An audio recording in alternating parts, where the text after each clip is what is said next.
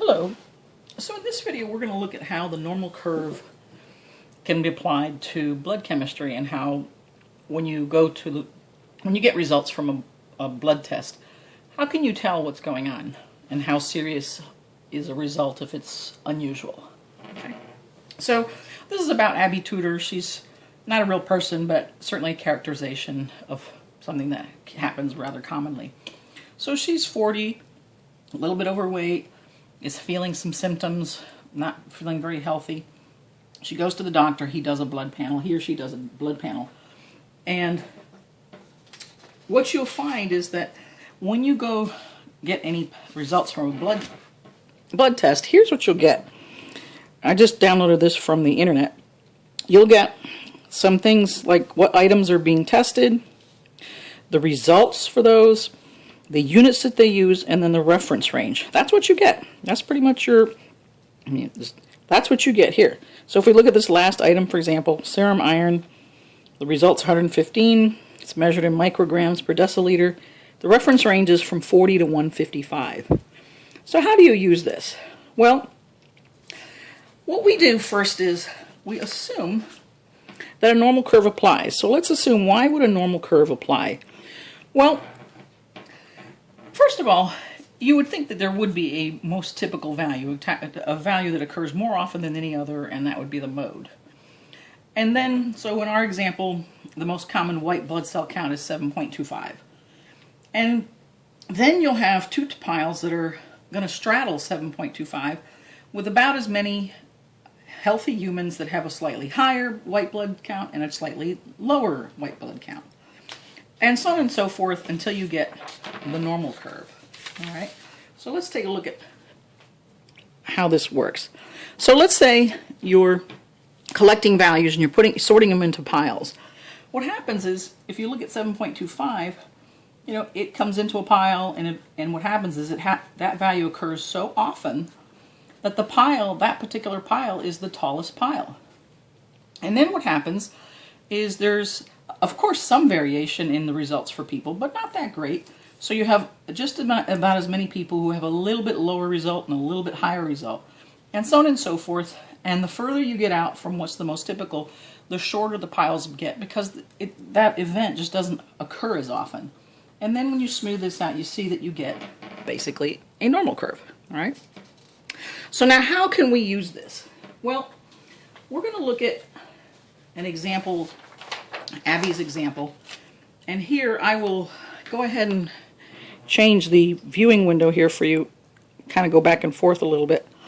But what we see is, here's, for example, the white blood count. Here's how it's measured. The mean is 7.25, but this isn't actually given. Remember, all you're given is this interval. So how do we work with this and actually get it to do it, be useful? Well, what we assume is that we're actually dealing with a 95% interval when they give us that reference interval. Why? Well, we already know that this is normally distributed. If we went out 3 standard deviations, we'd be capturing the entire population, but that means we'd be including very, very sick people and very, very healthy people. Those people are not typical. You really wouldn't want to compare yourself to those extreme values. So if you really took 2 standard deviations, you'd be comparing yourself to 95% of the population. That's a nice data set. And yet you're not really capturing the very, very unusual ones. So if we assume then that these reference intervals are basically the same as going out 2 standard deviations from the mean in both directions, then what that means is we can divide that reference interval that they give us into fourths. So what does that mean? Well, let's take this first interval that we have for Abby, and it goes from 4 to 10.5 is what the lab gives her. So what that means is the lowest value is 4, the highest value is 10.5. All right? Now, since we're going to divide this into 4 parts so that we get from 2 standard deviations in either direction, let's go ahead and see what is the difference here between 10.5 and 4. Well, it's 6.5. Now, if I want to take this length, which is 6.5, and divide it into 4 equal parts, I'm going to get 1.625, which is your 1 standard deviation here. So what does that mean? If I take the n.4 and add 1.625, I'm going to get 5.625. That would be here. And if I take 5.625 and add 1.625, I'm going to get 7.25, which is the mean. And keep going. Add 1.625 to 7.25, and I'll get 8.875. And now, as a check, I should get 10.5. Okay? And I do. So what that means then is that we can imagine a normal distribution sort of superimposed here, like this, where we have 3 standard deviations out here, but we're really interested in the 95 percent here in the middle, 95%. All right? So that's how you can actually take that information so far. And the last piece of this, the third assumption, is that if we're going to decide if something is unusual, Abby's going to find the probability of getting that result or one that is more extreme. So what does that mean? If her blood result is lower than the population mean, so let's say you have here the population mean at 0 standard deviations. If her result comes out lower, then of course what is unusual is anything away from the mean. So you want to go from there or lower. And here's the mean at 0 standard deviations. If her test result is higher, then what would be unusual would be anything that or higher. So she's going to find the probability of getting that test result or something higher. Right? So those are the assumptions that we are using. And so now let's go ahead and fill out, and let's go through a nice full calculation so you can see how I was able to fill out this first row. Okay, so for the first row, what I got is that for the white blood cell count, the mean is 7.25. This is the reference range they gave me.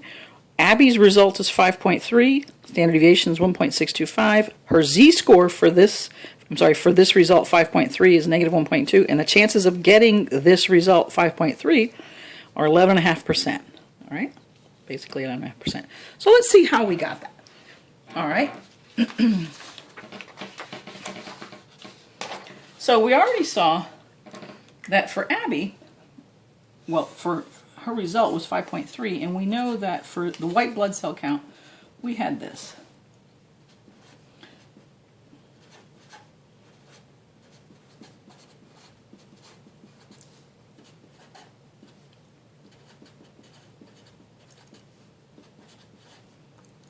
Okay, now she had a result of 5.3, which is somewhere here.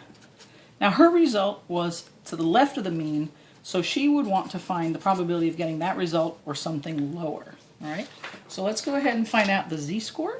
So the z is value minus mean over standard deviation. So in her case, it's going to be 5.3. How far is that from 7.25? Divided by 1.625, and that's negative 1.2 standard deviations from the mean, and hopefully that makes sense. It's here beyond 1 standard deviation, but not quite at 2. And now we do normal CDF from negative infinity to 5.3, but that's equivalent in calculator language to negative 100 standard deviations to negative 1.2 standard deviations, which is 0.115, or 11.5%. So that's how we got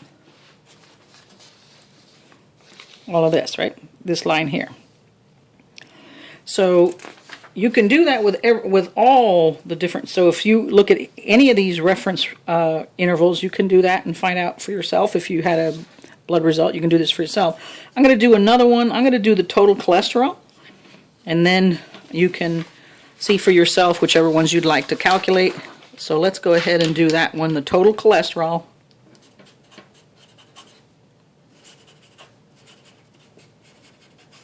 So let me go ahead and make this a little bit larger for you. So the reference interval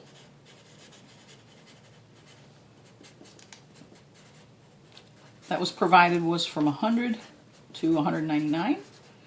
Abby's value was 253. So where does she fall in this? Well, 199 minus 100 gives me a spread of 99 for the plus or minus 2 standard deviations. I want to divide this into 4 equal parts. So essentially what we have here at negative 2 standard deviations, you have 100. If you add 24.75, you're going to have 124.75. Then you're going to have, at another 24.75, you're going to have 149.5. Then at 1 standard deviation, 174.25. 2 standard deviations, finally 199. All right? So now Abby's value is way, way out here. Really, I couldn't even really do it. So theoretically, it's out here very far. But it's somewhere here at 253. So let's go ahead and find out the z-score for that. How far is 253 from 149.5, the mean, standardized by 24.75? And that's like 4.1818 standard deviations away. It's really far away. And even though I'd be putting this isn't really accurate, it'd be further away. Let me just shade to the right because you want to say what's the probability of getting that value or something even more extreme. So now we're going to go normal CDF from 4.1818 to 100. You're going to get 1.45, and then actually I'm rounding here. You're going to get e to negative fifth. What this is scientific notation. It means 1.45 times 10 to the negative fifth. So what you do is you take your decimal point and go over to the left, 1, 2, 3, 4, 5, because you're making the number smaller since you're dividing and making it dividing by 10 to the fifth. Now this is actually the probability. If you want to make it into a percent, you're going to go back here to the right 2 decimals, and you'll have 0.00145%. All right. So that's obviously a very low chance of happening. So Abby should be a little concerned here at this point if she's, really doing this seriously. So let me show you then the solutions to all of them. And again, you may want to practice some of this. So what I have here then is a table, and you can download this from the Blackboard. You have the different items that are being measured, their units, and I found the mean. Here's the reference range that was provided, the values that Abby had, and what the standard deviation was, then converted her results to z-scores, and then found the probability of getting those z-scores, and here you are, okay, or something more extreme. Now, at that point, she can decide what is unusual. All right, what is unusual?